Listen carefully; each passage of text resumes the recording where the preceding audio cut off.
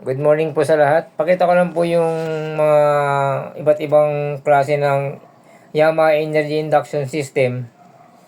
At the same time, yung air induction system na sabi ko nga, contemporary ng bus battle ngayon sa panahon natin. Na hindi lang nila alam na yun yung gamit niyan. Yung bus battle dati, same lang din sa ang principle or function ng bus battle. Ito, yan po yung ang sinyo. Yan yung mga air induction system.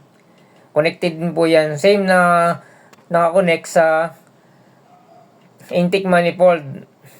And then sa exhaust. Yun po yung niyan. Kasi niya, pag tinanggal nyo po yan, mawawala rin yung arangkada. Mababawasan yung arangkada niya. Yung pagka-responsive. And then eventually, na-discover ko yung air intake resonator. Ayan po yan, pansasakyan po yan. Mostly connected po yan sa before and after air cleaner box. Then sa iba sa air cleaner hose papuntang intake na. Gaya nung Toyota Innova na gasoline engine, meron yan. Saka yung Adventure yan, salamat sa Diyos.